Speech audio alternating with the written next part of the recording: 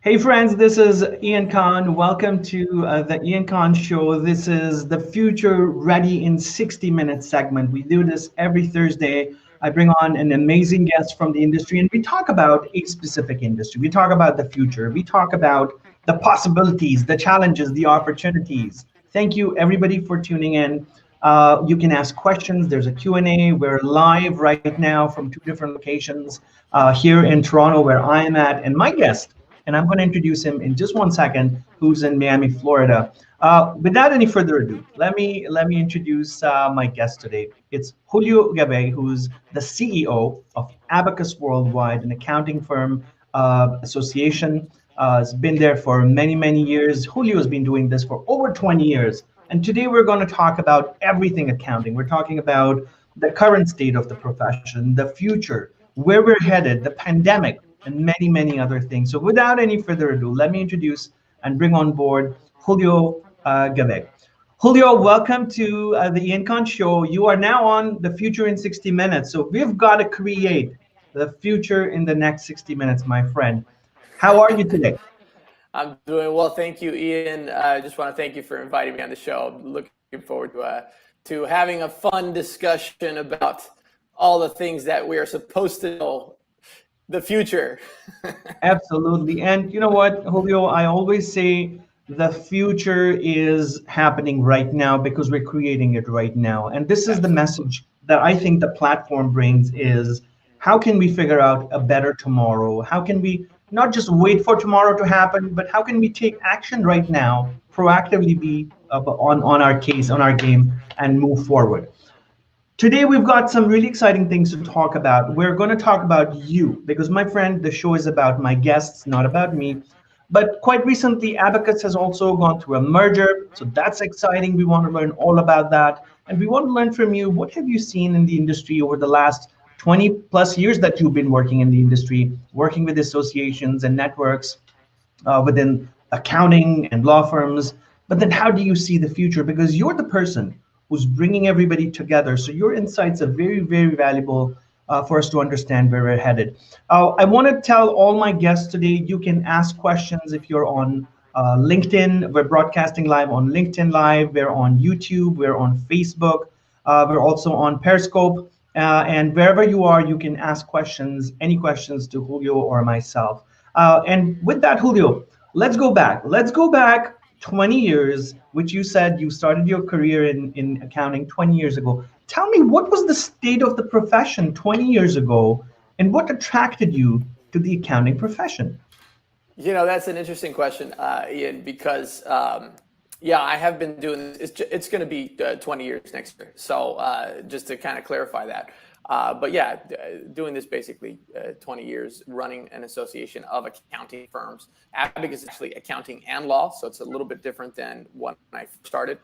And 20 years ago, I was fresh out of college. So let's go back in time before we talk about the future. I was fresh out of college, and I started. I went to Florida International University here in Miami, Florida, and I started working in association back then as the communications and marketing director, and it was an association purely of accounting firms. The name of that group was IA International, and I had no idea what I was getting into. I thought it sounded like a very interesting topic. So this may be funny to most people, but I always thought as accountants as the guys in the green visors that did your taxes. That was the image, right? And I walked into this organization. I had an interview with the executive director or the CEO at that time.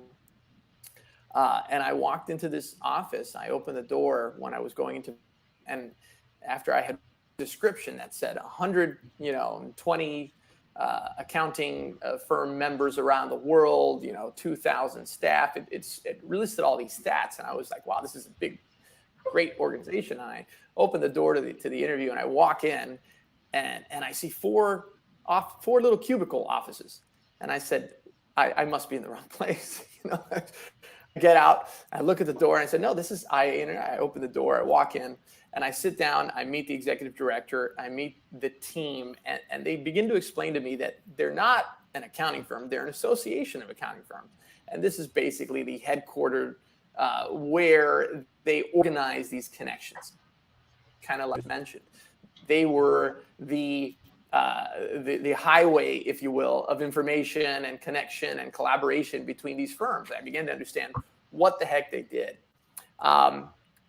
Regardless, it still took me about a year to understand what I was doing after I got the position of marketing director, of communications director within the organization. But quickly I started getting to know these firms, getting to know accounting firms. And in the sense of the firms that I work with, these were small, mid-sized accounting firms focused on business matters, focused on audit, focused on international taxation, and basically these firms that were trying to compete not just on a local level, but really with the next level, small, mid-sized enterprises and international type clients. They were competing at that level to try and win those clients. And the only way for them to really do this was to lean on the help from other members. So I quickly got to know a lot of these firms, developed good relationships with them, went to a lot of conferences. I learned quickly that accountants like to have a nice time as well. They like to have social hours. They like to have good conferences, events. So it wasn't just the guys in the green visor or the gals in the green visor doing your taxes. These were people that were growing their businesses. These were entrepreneurial people that were thinking about much more than just the accounting atmosphere within a company. It's really strategically planning for their clients and strategically growing their firms. I got to meet a lot of interesting characters, and quickly from my time as communications and marketing director, I started developing membership for that organization. Again, it was called IA back then. I went from marketing to membership development, business development, bringing in new firms, recruiting new members into the association. And then I eventually became the assistant executive director of that group, and worked very closely with the executive director. And honestly, the biggest changes that I've seen in transitions that have gone through the industry is this bigger move to go away from that, my accountant, into that advisory role, that trusted advisor role. And I think we're going to see much more of that. Well, I know we'll talk about that later, and much more opportunity for that that we're already seeing. So my beginning was right at the bottom of the association world, trying to understand what the heck it was. It took me about a year to learn that. And then moving on to different positions. I could tell you about some of the mergers and some of the growth options. I don't know where you want to go from this, but that's kind of where I started. No, that's perfect because it helps us understand from a different perspective that here's a journey of someone within the world of associations, specifically accounting and law firms now, that what does a career path look like? Like this podcast is for many different types of people, many of them also aspiring professionals, people who want to learn from leaders like yourselves, who are managing different things, managing groups and people. So it's also a good learning lesson for those people to see what do career paths look like in association.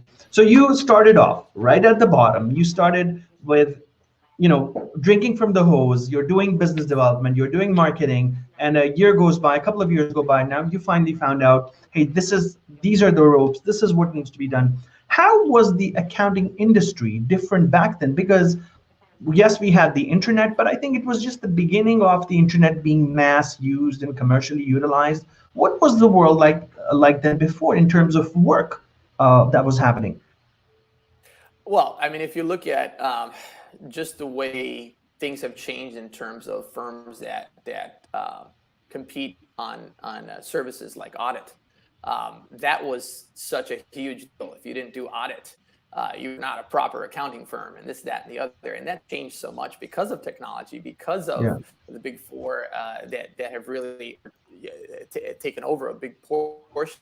And firms have migrated from that basic tax audit mentality to, again, the advisory role. And I think that's been a huge shift from when I started to what I'm seeing now around the world. I'm getting a lot more firms dealing with all aspects of the business. Are you still there with me? I am. Yes, I'm right here. Okay, sorry. Yeah. Thought I lost you for a second. No, I'm right So here. you're getting a much service line that is much more open to business strategy, not just the financial portion of it, obviously driven by the financial management and the accounting and the back office support could be. But there are so many other areas. M&A has grown immensely. Even within firms, the number of mergers that we've seen throughout the last couple of years has been huge. When I first started with the association, there weren't that many mergers going on between firms. I think the idea was far removed still, but in the 20 years that I've been doing this, the number of firms that are retiring has also changed dramatically. So a lot of managing partners are retiring, a lot of firms looking to sell. There's been a lot of shifts in 20 years, I think. The biggest one, I really do believe it's that move and shift into the advisory capacity for firms. They're not just seen as the accountant, they're seen as the trusted advisor, the person or the people that are going to help these businesses grow, create strategic plans, find a merger candidate to help sell their business. And that's also a good tie into some of our law firms that deal with a lot of similar aspects of that. Absolutely. Now, one of the biggest changes I believe that has happened in the last, say, 20 years, more in the last decade or so, is the emergence of technologies, multiple formats from AWS to cloud to now blockchain and artificial intelligence. There's many things that are happening that are both a great tools to create efficiency in the industry, but many firms, not just in accounting, this is happening across the board. Accounting, law firms, professional businesses, manufacturing plants, everybody's also trying to figure out how do you get across this chasm and how do you enable technology within your organization and go to the next side of productivity and efficiency. It's very good. It sounds really great on paper, but it's really difficult to be a business owner, to work against disruptive forces. And now we have a pandemic, which is kind of unexpected, and which is also testing different organizations as to what they should do, how they should do it, how they should plan the future.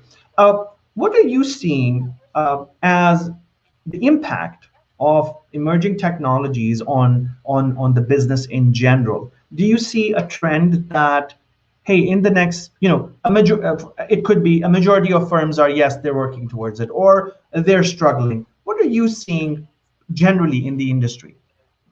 Well, I think, a couple of years ago, you would sit at a round table talking with firms about technology, and maybe 60% of the firms around that table were cloud based and moving in that direction, very much gung-ho. And there was a good percentage of firms that were still, we still have a long way to go from that. This pandemic and the things that are going, I think it's going to be very good for firms. Well, I don't want to say good, but in the business sense, it's going to be a good test. For those, it has been a good test for those firms that set up early, adopted early, moved the needle as far as technology in their firm the furthest. And I think those are going to be the firms that come out of this in the best possible business scenario, right? I think the firms that were reluctant to adopt and now are trying to scramble or have been trying to scramble to do this, I think those are going to be the ones that are going to be the most hurt. I mean, I don't think that's rocket science. It's just, it is what it is. Even when it comes to just the virtual space, artificial intelligence is just another arena that it's gonna change every industry. I mean, it already is changing industries. So the accounting industry, the legal industry, those industries are not going to be affected by that.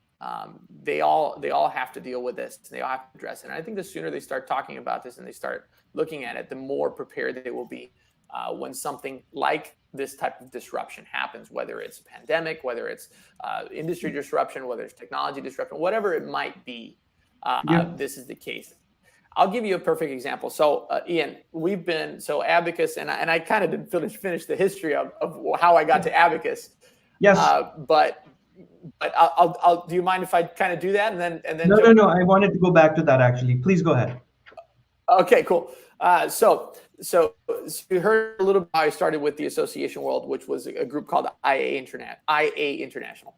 I once became assistant executive director, right before I became assistant executive director, I actually helped that group grow via merger with another association, which at that time was called Pol International. So 12 years ago, or however long it was, right now I can't remember, that group was Polaris International, and I became the assistant executive director and eventually the executive director, CEO, in other words, of that organization. And again, I spent about 10 years leading that group. And one of the last things I did before I left was I merged. I took on another merger. I'm very much pro merger, if you will. I believe that is a great way to grow. My motto has recently changed, and Abacus's motto has changed: is we are better together. The more of the right people that you have on your team, it can only mean more success for everybody. So I took the group through a merger, Polaris, with another group called IGAF at that time. So I was in charge of Polaris. Another executive director was in charge of IGAF. We combined our groups. It took us about 2 years to really go through that process. And we created what's now known as Prime Global, which is, currently one of the largest associations, basically only accounting firm associations in the world. I was basically the catalyst or the one half of that group before it started. I stayed with Prime Global for about a year after merger, after integration. There was quite a big change. We basically doubled our size back then. Polaris International doubled its size with that merger. But I found myself at a fork in the road, professionally speaking. And my role was not the same. I wasn't too happy. And I think this speaks to a lot of firms that I talk to, a lot of accounting firms, a lot of law firms that I talk to, because a lot of the firms that we are seeing within Abacus usually spun off of a larger firm. They're partners from a bigger firm. Hey, we have a different vision. We have something. And I started to feel that itch. I never understood it.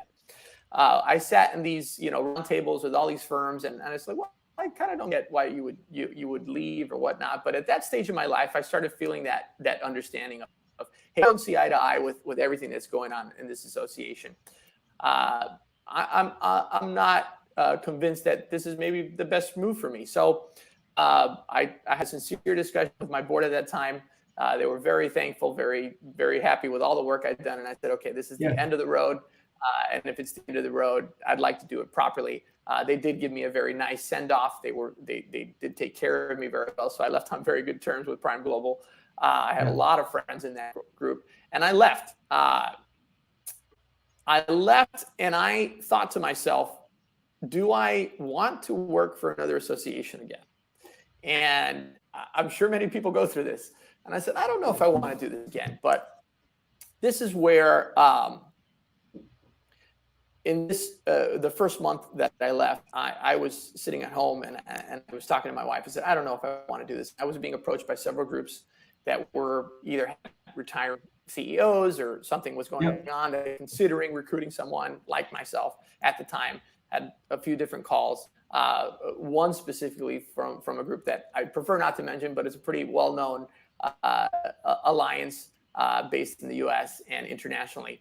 And at that time, the alliance said, hey, we'd love for you to work for us and maybe develop a smaller organization within our group and see how that works. So it tweaked my interest. And I said, fine, it doesn't hurt to talk. started talking, started coming up with ideas on how I would do this with that group. And you might like this part of my story, Ian, because it has to do with technology.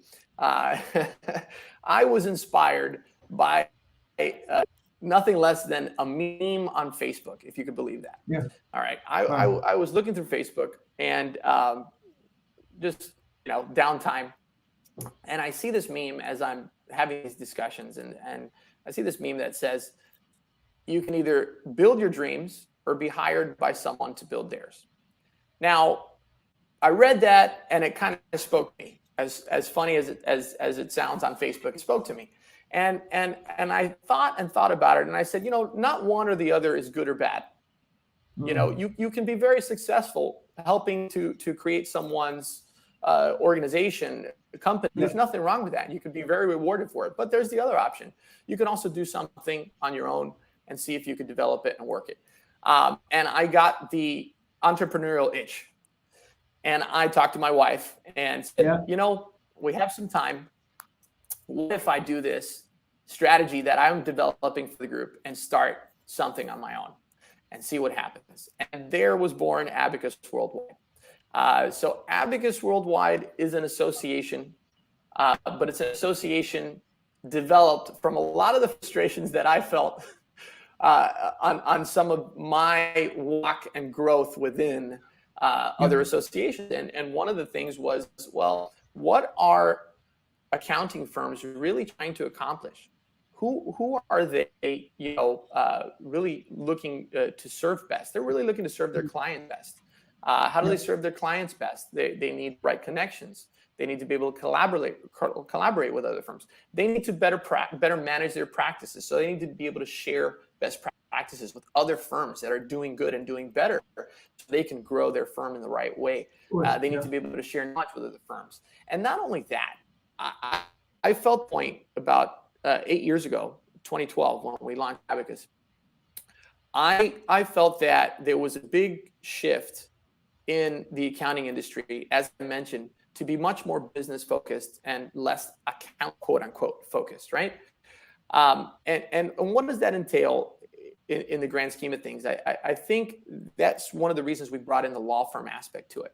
Because ultimately, when a client comes into a member firm, an accounting firm, or a law firm for that matter, and says, hey, look, we're expanding our business.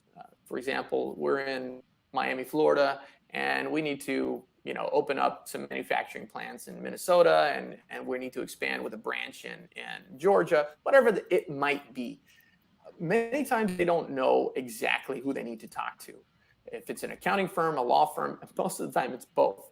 So when it comes to this business aspect of being that trusted advisor, why would you limit yourself as an accounting firm of just being tied to an accounting group? So I said, hey, let's bring in law firms. This makes a whole lot of sense. There's a lot of complementary services, not just in services, but there's a lot of complementary practice management issues that law firms deal with, that accounting firms deal with, and they can learn from one another.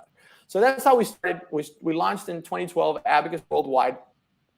And then I've been quoted on Accounting Today because it was a nice story that they wrote with me, and they quoted me saying, we're very excited about the launch of Abacus Worldwide.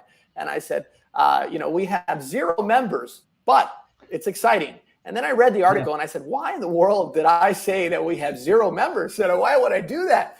But it was the excitement and that thing that kind of, got out there. Soon enough, we started getting, members. We were referred by a lot of the firms that I worked with in the past to other firms that would be interested. Little by little, we've grown and we've developed. And I think one of the distinctions that I see now in my career that I didn't see before, and this is speaking to people that are looking career development and things like that, is the fact that it's not easy to be a business owner.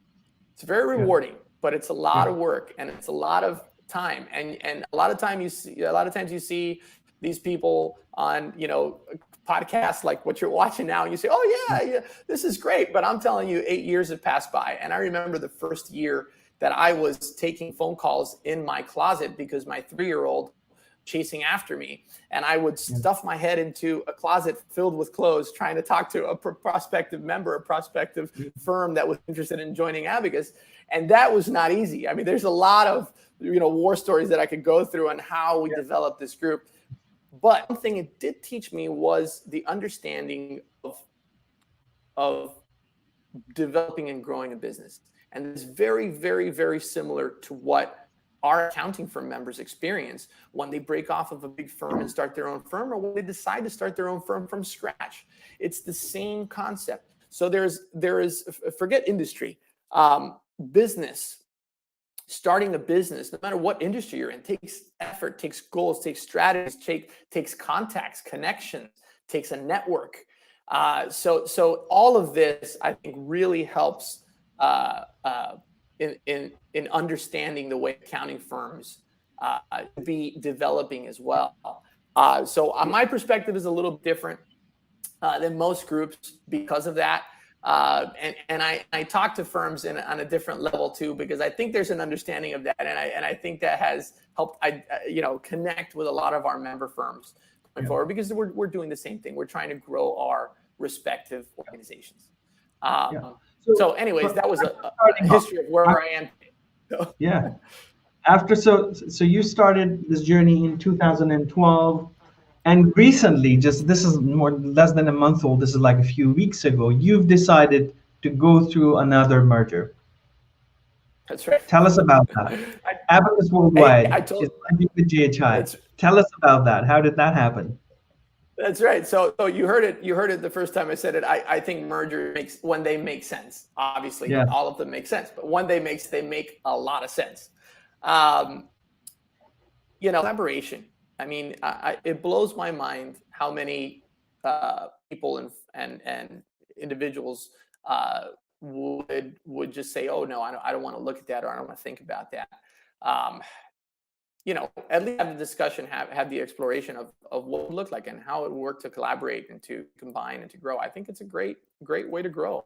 You find the right candidate, the right culture, the right group, and that's what we did with JHI. So we started Abacus in 2012. We grew the association from 0 members, as you heard me on the quote, to about 70 firms, so 70 firms worldwide. And then for the last year, we've been really discussing other options to grow, to kind of take that next leap in our development as an organization. And we've been discussing with JHI. We found a group, JHI Association, which is purely accounting. At this, they do have a couple of law firms, but mostly accounting firms. And they were also looking for a place to basically come together and bring their firms and take the next step in their growth. So we found a candidate that, again, matched culturally. This is not easy. We've talked to many groups that we've either turned down or just found this doesn't make sense. So I say mergers are interesting, but they're also very, very time consuming, and more often than not, they don't happen. So this is a process, but this was a successful process. And just September 1st, we did announce. So you have me on breaking news here, Ian. We did just announce the merger of JHI coming into Abacus, which is fantastic.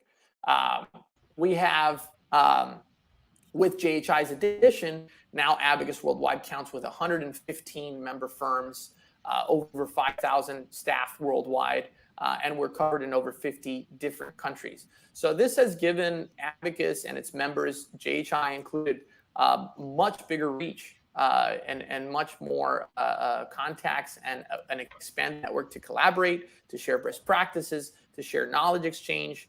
And this has been a great timing, I think, because this is not something we did because of COVID by any means. It just so happened that the timing fell within this COVID issue. And again, the motto has been, we are better together. There's no doubt about it. And we've seen collaboration happening even prior to the official merger between members. And this by no means the end of growth for Abacus. We are looking to grow, and now we're looking to double the membership in the sense of looking for law firms as well to complement the accounting firm, the accounting firms that we've added through JHI. I want to ask you, and Julio, going back to what you said, this is the reason why I wanted you to come on the show to talk a little bit more about what has recently happened, which was the merger, because it's very important. There aren't many um, super nice and successful associations like Abacus. You're one of the top ones, and it really impacts the industry when there's mergers and acquisitions and so on. So it's very important for us to send out that message to the entire world to say, hey, this is what's happening and why it's happening.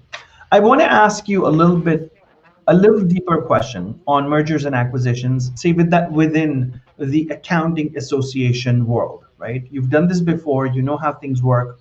But I want to understand a little bit more, and I want to help our viewers understand a little bit more about what is the process that typically this brings about. What change does it bring about? I want to talk about now that you're one larger group, right? A lot more work, a lot more member firms. What is now your strategy in terms of amplifying that value that all these member firms will potentially bring to each other as a network, and then also to their clients and so on?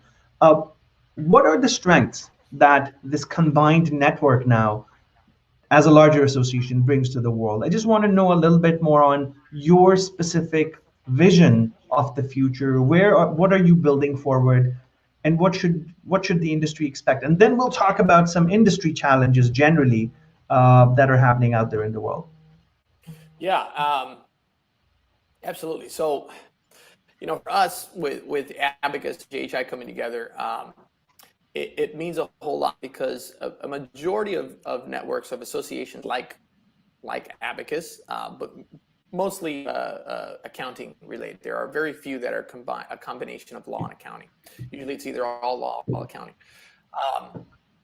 But similar type organizations like us, they hover membership size and coverage somewhere around 100 to 150 member firms. And that, as simple as it sounds, 100 firms was a big marker for us. We needed 100 firms, not just pins on a map, good firms that really understand the need for a network for their firms, for their clients, and to be able to participate and engage. So quality firms that could take us to 100 firms, because it helps us be competitive in the association world. So as an association, it made a lot for us to pass that 100 mark. We've passed that. But as I said, it's not our end goal. We feel that, yes, now there is some critical mass that we have, which really helps the organization, not just in a ranking, which is nice. It's very nice to say, oh, we're the top 15 associations worldwide. It's great. It sounds good on a marketing piece. But ultimately, what are we providing our members? And what it means to us to get to this size is, now that we could get to this size, we have better service offerings for our firms. We have better programs for our firms. So we talk about future ready. We talk about how firms, that embraced it and took it on, I think are going to come out of this in a much better position than those that didn't. Yes. I think the same thing is going to happen with the association world. When I left Prime Global, one of my roles with Prime Global was to take the head office virtual. So that was almost 10 years ago. And not many people were doing that. So we went completely virtual staff 10 years ago with that other group. So I had experience in doing that. I had a lot of hesitation, believe it or not. It was not easy, especially 10 years ago, to explain to a board that we needed to go virtual. And, people were remote working in different parts of the world, and we were using Microsoft, Office 365 when it first came out. It was all these things that people just did not really fully comprehend or agree with. And at that time, 10 years ago, they were just looking at this young guy named Julio that wanted to work from home. So that was what I looked like, and hey, I still look young, but it's just a little bit different. 10 years adds a little bit of, not just on the eyes, but to the career.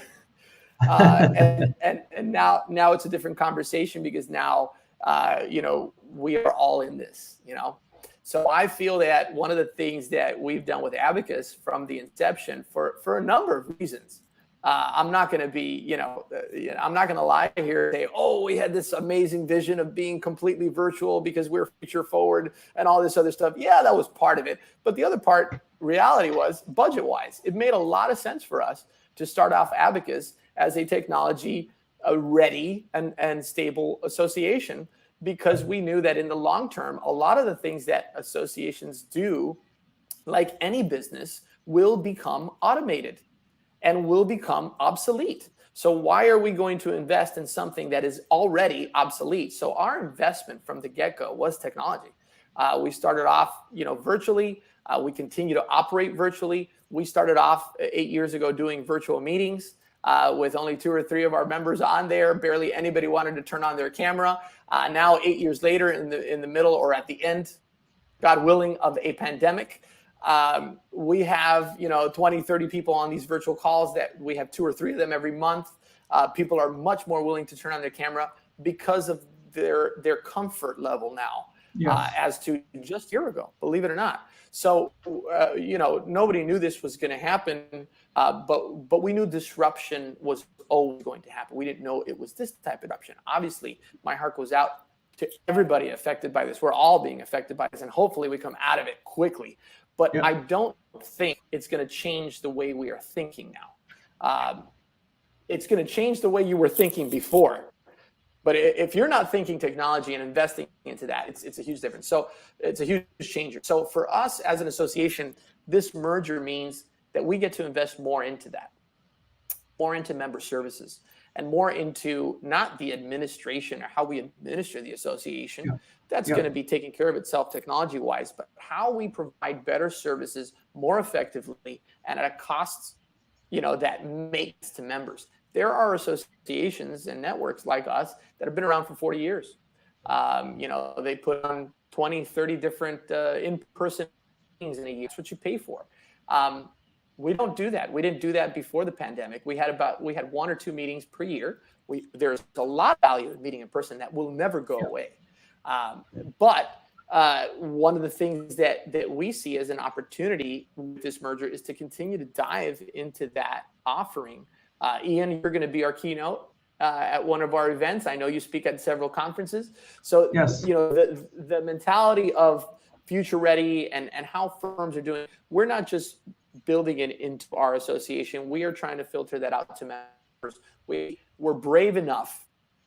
One of our strategies pre-merger and looking into the post-merger world with us, with and JHI, was to redevelop our website and revamp it and revamp our member communication platform.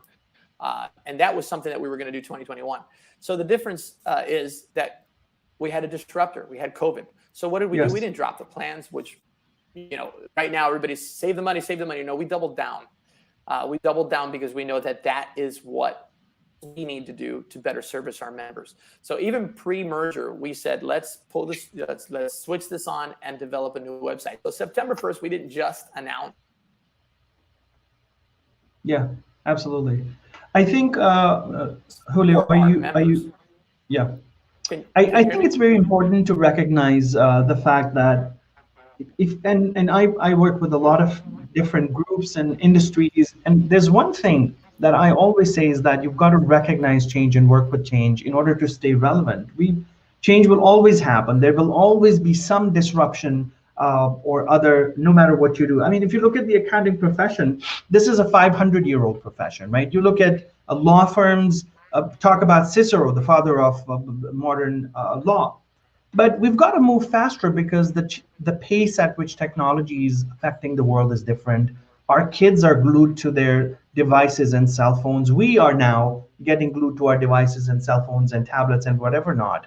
And so the way we communicate with the world, the way the world wants to communicate, it's different. And so it becomes very important that you're constantly, as an entrepreneur, as a business owner, because at the end of the day, accounting firms are, you are small business, SMB, or medium-sized business owners. You've got to recognize that change and adapt to it, and constantly be on the lookout of what is changing, why is it changing, how do I adapt? They say that with the pandemic, this has been a digital transformation on steroids. Everything is accelerated and the adoption rates are high, and no wonder you hear in the news and you look at platforms like Microsoft Teams, Zoom, web conferencing, it's skyrocketing, right? And people are getting there's a thing called there's an overload of Zoom conferences because I think we're not used to it and it's just overloading our senses. I think we have to move forward. We have to move faster. We've got to take some risks, of course, calculated, but you've got to have a better, bigger, louder message now than ever before, because that's how you're going to progress. And you're doing that. Abacus is doing that with, I mean, a merger that's been probably happening. It's been in the works for a while, but now it's happened. We're in the pandemic. It doesn't matter because you've got your eyes on a certain amount of targets and growth, which is great. Many parts of the industry, however, Julio, are, as you probably already know, the larger, I don't want to name anybody, the large industry groups are severely delayed in kind of unloading this digital transformation mindset for firms. And that's why I think there's a lag that many firms haven't still caught up on what to do. What's your outlook on the next few years? Let's talk about the future. Let's talk about the next 5 years in accounting, right? Given the pandemic, given the digital transformation that's taking place, what you're seeing, what you have seen. Let's talk about the next 5 years. One thing that you've mentioned is the role of accounting firms as consultants. Not everybody accepts that. Not everybody has fully immersed into that idea because accounting firms are still in their, tax and audit world. But talk blockchain, that might change something of everything in the next 5 to 7 years. So let's talk about the future. Give us some insights that you're seeing will happen in the next 5 years or should happen, and accounting firms must adopt to that. Yeah, I mean, we're seeing changes, dramatically right now within the profession, within the professions, both legal and accounting, because of AI, because of blockchain, because of all the things and technologies that are going on. Not just COVID, but COVID has been, like you said, an accelerator to a lot of things. For us, so when you look at the global picture, I think the hardest hit areas and the most difficult areas because of COVID and the things that are going on have been developing areas, developing nations. And for us, Latin America, some parts of Asia, Africa, Eastern Europe, some of these developing nations, we see or are seeing a more difficult time in coming back, in dealing with clients. Not that the firms are not future thinking and set up in a way that they can handle their clients. But what happens is a lot of the clients aren't set up in that way. So a lot of the clients in these countries are not set up. And I think a lot is going to have to do with the type of clients you have. Also, a big question I always have is what drives your firm? Who's the driver at your firm? Yeah. I always have this question when I talk to managing partners, and you'll get a few, the partner level or the partner group, the managing partner. And my answer is always, the people that drive your firm are your clients. And if you don't believe that, look at a good mid-sized to large accounting firm and tell them that their two largest clients, are moving to another city, and they want you as their main accounting firm to set up a system to help them out. And tell me that you wouldn't seriously consider that in a partner group. Yeah. And say, look, our two largest clients are asking us to do this. So the question goes again, who drives these firms? And it really is driven by client need and client services. And that's not different from any industry.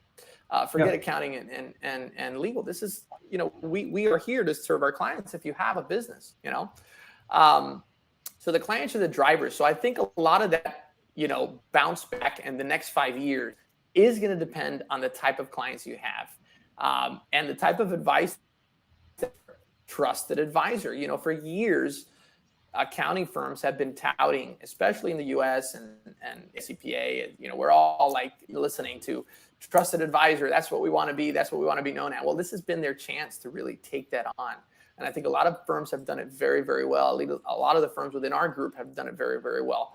But I think the hardest hit areas are going to be some of the developing nations. So I think that this is going to do a number of things in the next 5 years. I think we're going to see a whole lot of M&A activity, not just at the accounting firm level that we've seen, or the legal firm level as well, that we're seeing a lot in the industry already, but also at the client level. I think it's going to open up a whole arena of M&A and transactional work for our member firms and for professional service firms around the world. So if you're not in the M&A area, get in there. That's something you got to get into. We have the ability, because law firms and accounting firms are members of Abacus. There's a lot of cross-pollination in that M&A area, because it goes hand in hand with client transactional matters, selling a business, raising capital. There's several deals that are going on right now within our network. So I think in the next 5 years, there's going to be a huge amount of M&A activity, businesses that need to sell, people that need to retire, that we're trying to push off their retirement. This whole, everybody's been waiting for the retirees to retire. Well, this is going to do it for a lot of them. This is definitely going to do it for a lot of them, if it hasn't already. And the other thing that I'm seeing, if you have strong clients, this is going to make them better in the end. Any type of trying time, not health wise. I mean, for a business, it's like a trial fire. You will get the jewel at the end if you're good enough right now. And I think the other hand to that, the other side of the token is, if you have a business that's been teetering or have been on one leg, it's probably going to be the end of it. So I think in the next 5 years, you're going to see a lot of activity. I think in the next 5 years, there's going to be a lot of real estate potential as well. I think real estate is another area. If you're an accounting firm or law firm, that is going to have, I don't know what's going to happen. There's going to be a lot of empty office buildings, that's for sure. I think that is one thing that people aren't talking enough about. You do hear it, but there is. I just read an article. I think it was Wall Street Journal yesterday, that was talking about the workspace, the open workspace space, and how that's going to be dramatically changing from open workspace to sectioned off workspace. So now not everybody's coming together because of the way we're thinking, and that will impact the next 5 years on how these workspaces are being developed. I think people in general, as I told you 10 years ago when I said, okay, I need to take this group virtual, the back office virtual, and I had a lot of pushback on that 10 years ago. There's still a lot of pushback on the way we are working now. I'm sure around the world by many firms. Yes. But now there's no choice. And I think a lot of the firms that were early adopters, again, are going to be successful and going to put their plan into place, and they're going to see it works, and they're going to be thumbs up, we're good. But the ones that aren't are going to struggle. And the ones that are in the middle, I think this is going to push them over. And they're going to adopt a lot of the technology, a lot of the virtual aspects of working remotely, flex space. How that's going to work in an office environment and tie into that type of working arrangement. I think ultimately, if you're looking at service lines, look at M&A next 5 years, look at real estate, how you're developing and working with real estate industry. I think there are also technology within a firm. So we talk about consulting services. Yes. We have many firms that offer technology as a service. And I just mentioned to you that many of our firms around the world in developing nations, they're set up. They're very advanced and they're set up, but their clients aren't. So this, to me, is a huge opportunity for consulting and in that aspect, and telling your clients, hey, we can help you. We can help you set this up correctly. So Julio, you mentioned earlier that accounting firms, and we know accountants and accounting firms, and within that space, like getting together. And this is not happening right now because of the pandemic. So the live events side of things for industry has changed, and there are great opportunities to meet people, learn. There's so much happens from education to networking and so on and so forth. The events industry generally has a very huge slowdown. As an association, what do you plan to do, or what is your how are you changing the way things work? Are you just doing virtual events now, or are you doing smaller events? What are associations Yeah, doing? it's affected us just like everyone else. The difference with Abacus is that we have the advantage that we are a newer group. So again, most networks, most associations have been around 30, 40 years. They have the set list of programs. And to turn a massive ship like that around on a dime is very difficult. We have the advantage of being pretty nimble. Now that we have the merger, we've grown in size, but we still have things set up in a way that we could, turn and adjust. So yeah, there's been adjustment, and there will be. I mean, we will always have value in meeting in person. I don't know if you could tell from your screen, Ian, but I want to jump out here and give you a high five. That's how I am. Yeah. I'm an in-person type of Yeah. individual. Of course. So the virtual meetings, while they're good and they're valuable, and we've really leveraged the technology quite a bit. We've done a lot of sessions on engagement and helping our firms engage, because I think that's very, very important, how you engage with individuals on these calls. Not many people are really addressing that. They're treating this like a phone call rather than a meeting. And it's a quasi in between both, So we're doing a lot of that. We have refined the way we do our virtual meetings. So this has helped us, again, take the next step quicker. And that's really what it's done for us, because we've been set up this way for a long time. So we've always had one world conference around the world, and we had just kicked off regional meetings around the world when the pandemic hit. So essentially our members had 2 in-person meetings to go to, one for their region and one for that's changing for us specifically this year, because we know that many countries you may not even be able to leave even if you want to. So we are changing that. We were aiming at having a meeting that encompassed some of our regional meetings. So we've reformatted the way our in-person meeting was going to look like. But it's very likely that we are going to move that meeting to a completely virtual setting now. And again, it's going to take some engagement and some work, and some money for us to really throw at it. Not that we wouldn't spend the money on the in-person, we would, but this is all part of it, getting things up and running for in-person for the time being. We don't see this, well into the future, that we're not going to have an in-person meeting. Our hope and goal is that by 2021, mid to end of 2021, we'll be able to meet again in person without many issues. There still will be some issues, and that's our hope. So we are aiming at that reformat. So we're going to be having one in-person meeting, which is the world meeting, with regional events tied to it, so that people they don't feel like they have to travel as much. We think that even after the pandemic and after things happen with vaccines, I think it's going to be a good year before companies are comfortable sending partners or individuals within their firms to several meetings. So we want to consolidate that, and we want to take into account. And then we've really expanded our virtual meetings.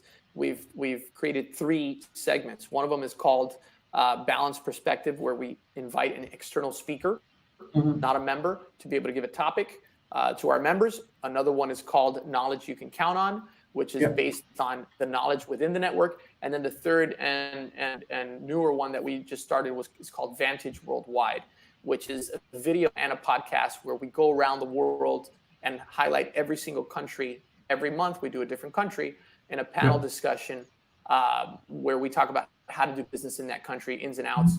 And it's something that we members to be able to communicate with. But Vantage Worldwide specifically, that program becoming a podcast allows our members to use our technology and share it with clients and potential other individuals with outside of their firm. So we're trying to figure out the balance between in-person, virtual, and how that ties into not just our member firms benefiting, but how they can also leverage that for their clients. This is our thinking in general. Excellent. That's really impressive because I don't see a lot of networks doing that and associations doing that. So you've got to have a new kind of a response, I think, for the changing times.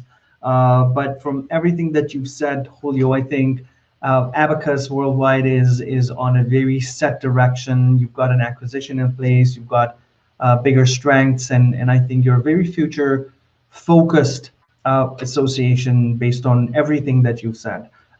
I really wish you all the best, and I hope you have all the success in the next short term to the long term, and all your member firms are thriving and learning from each other. But it's been a super pleasure having you on the show and asking you all these questions and learning from you and your experiences.